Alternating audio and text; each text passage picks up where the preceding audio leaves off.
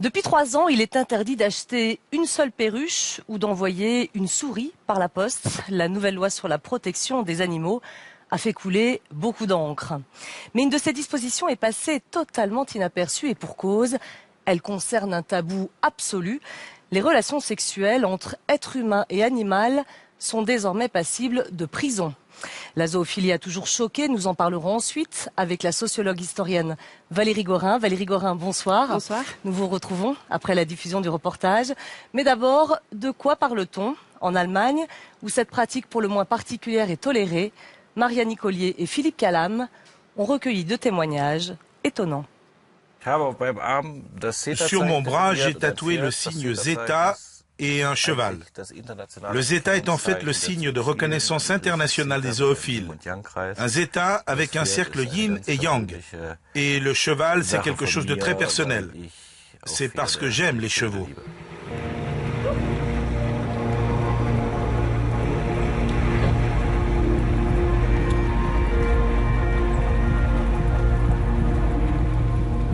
Sind für mich Tiere auch imaginäre Tiere aus Aussi loin que je m'en souvienne, les animaux imaginaires, ceux des livres d'enfants, ont toujours été de vraies personnes pour moi.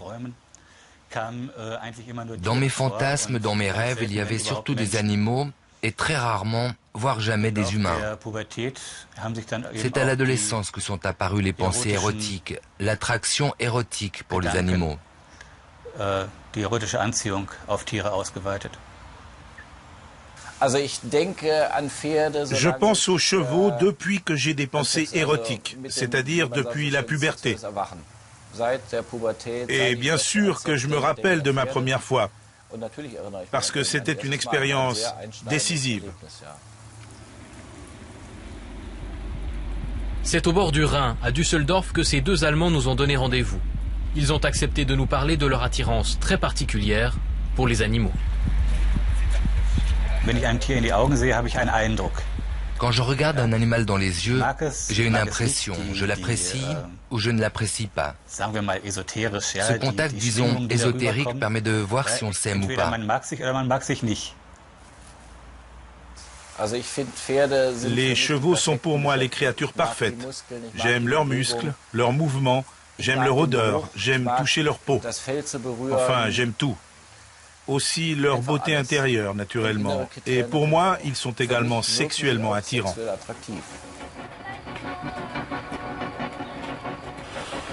En Allemagne, la zoophilie est tolérée. Michael et Tim ne risquent rien. Mais en Suisse, c'est interdit. Un homme de 32 ans vient de se faire arrêter dans le canton de Berne suite à des rapports sexuels avec une jument.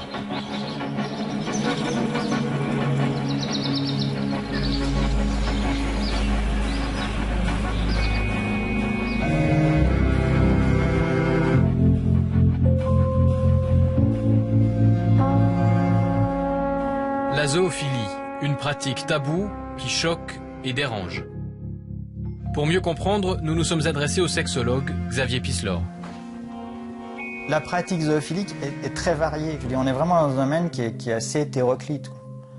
Donc on ne peut pas donner de grosses catégories, si ce n'est voilà, cette volonté de dominer ou d'être dominé, cette volonté d'avoir une pratique dont le secret sera gardé puisque l'animal ne parlera pas, ou cette difficulté d'être en rapport avec un être humain, un autre, adulte, consentant. Si on peut dire, ce seraient les 4 grandes raisons qui pousseraient à avoir une pratique zoophilique. Michael et Till ne considèrent pas leur penchant zoophile comme une pathologie. Ils se disent guidés par de véritables émotions. Je ressens vraiment un amour profond pour les animaux. Il ne s'agit pas d'un défoulement sexuel, parce que ce partenaire est juste disponible, comme certains pourraient le penser. Pour moi, c'est plus, définitivement. L'acte sexuel fait partie d'un tout, comme dans l'amour entre 2 personnes. C'est un acte très individuel, personnel, très profond. Quand je regarde un animal dans les yeux, je sais ce qu'il pense. Quand je regarde un être humain, je ne sais pas ce qu'il ressent. Je me sens plus en confiance en présence des animaux. Ça va très bien avec les êtres humains. J'ai affaire avec eux toute la journée, je suis bien intégré socialement. Je suis bien considéré dans mon environnement, beaucoup m'aiment bien. Malgré tout, il reste toujours une distance avec les gens, distance que je n'ai pas avec les animaux. Michael et Till affirment avoir développé une relation avec leur partenaire sexuel. Entre l'homme et l'animal, il s'agirait ici d'un plaisir partagé. De nombreux vétérinaires ont refusé de commenter cette vision surprenante de la relation entre l'homme et l'animal, sujet trop sensible. Seule cette praticienne a accepté de s'exprimer. Et elle est catégorique, une relation consentante entre l'homme et l'animal n'est pas possible.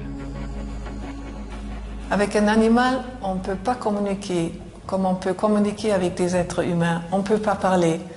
Donc, on ne peut jamais être sûr que ce qu'on fait avec cet animal est vraiment bien et contribue au bien-être de cet animal. En 2008, le Parlement suisse a décidé d'interdire tout type de relations zoophiles à l'initiative de l'avocat Jerry Bolliger. Dans la nouvelle loi sur la protection des animaux, l'article concernant la zoophilie est catégorique. Il condamne tout acte à motivation sexuelle sur les animaux. Ça ne doit pas nécessairement aller jusqu'au rapport sexuel. Si par exemple quelqu'un caresse un chien ou une chèvre et que ça provoque de l'excitation sexuelle chez lui, ça suffit pour que ce soit punissable. Il n'y a pas besoin qu'il y ait union, pas besoin qu'il y ait un véritable rapport sexuel. Et si la législation est si sévère, c'est que la notion de dignité animale y est fortement ancrée.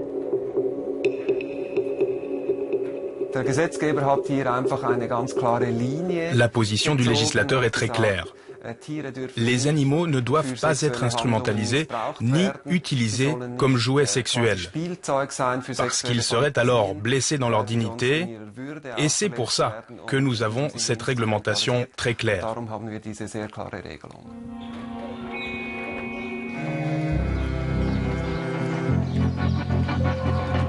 Selon le fameux rapport américain Kinsley des années 60, 8% des hommes et 3,5% des femmes seraient zoophiles.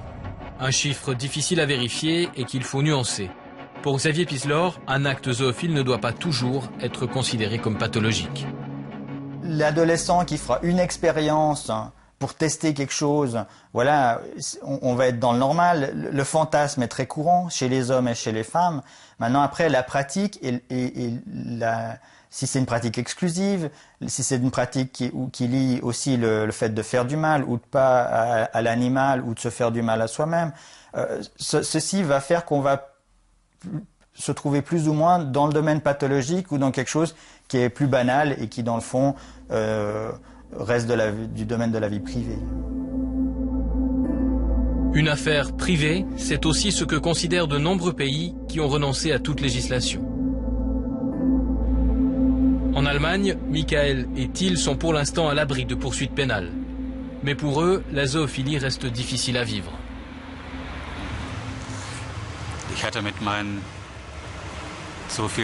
J'ai quand même eu quelques difficultés à cause de mes penchants zoophiles. J'ai tenté plusieurs choses, des thérapies, le mariage, mais sans résultat.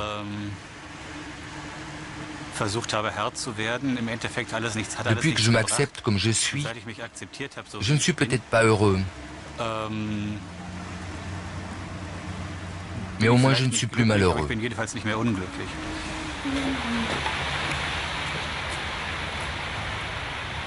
Pour moi, c'est un acte égoïste. On n'a pas le droit d'abuser d'un animal. Ça veut dire de lui infliger des maux physiques ou psychiques. On n'a pas le droit de le mettre dans un état d'anxiété.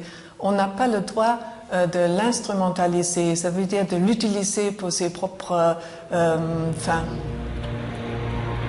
En Suisse, les actes zoophiles sont passibles d'une peine pouvant aller jusqu'à 3 ans de prison.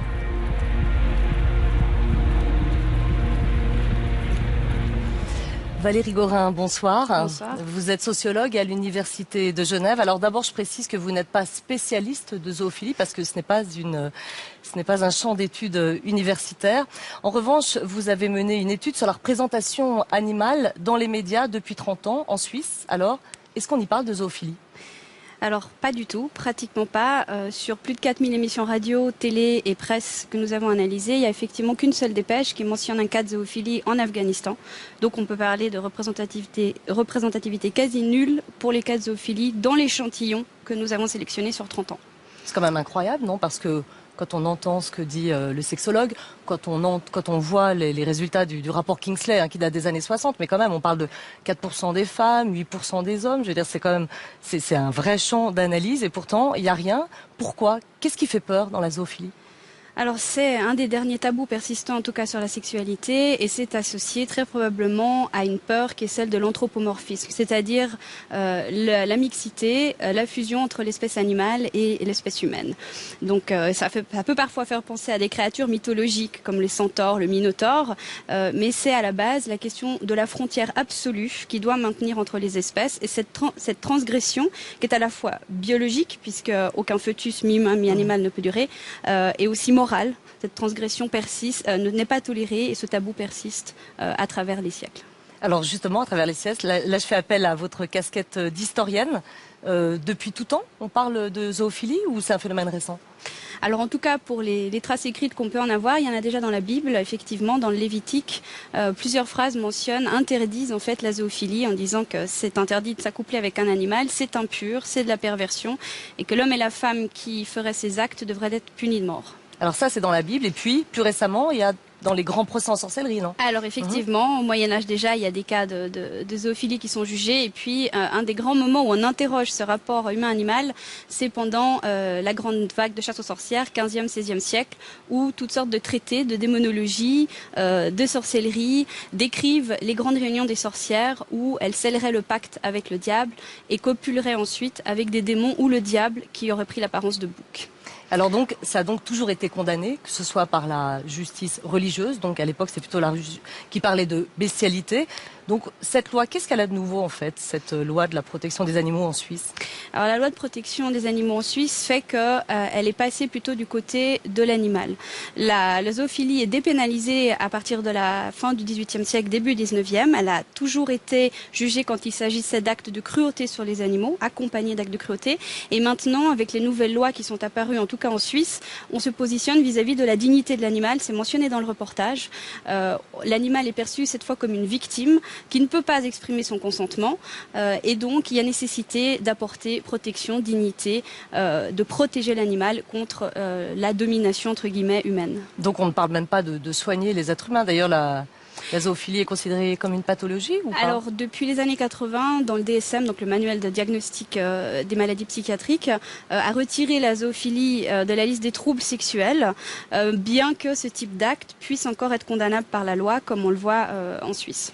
Et puis un tout dernier point, la Suisse est avant-gardiste en la matière ou pas? Il y a d'autres pays comme ça où on condamne de but en blanc l'acte sexuel avec un animal? Alors il y a d'autres pays où on condamne la zoophilie, souvent quand c'est associé à des actes de cruauté envers l'animal, peut-être pas par des peines de prison aussi lourdes qu'en Suisse. Et la Suisse avant-gardiste, ce serait à voir dans les années à venir. En tout cas, elle s'est assurée d'un ensemble de lois très fortes qui protègent vraiment cette dignité, ce bien-être de l'animal. Eh bien, nous en resterons là pour ce soir. Merci beaucoup Valérie Gorin. Puis surtout, je souligne votre courage parce que c'est une question qui suscite beaucoup de malaise. Oui. Et ce n'est pas facile d'avoir des interlocuteurs. Je vous remercie beaucoup. Je vous remercie. Je vous souhaite une bonne soirée. Au revoir.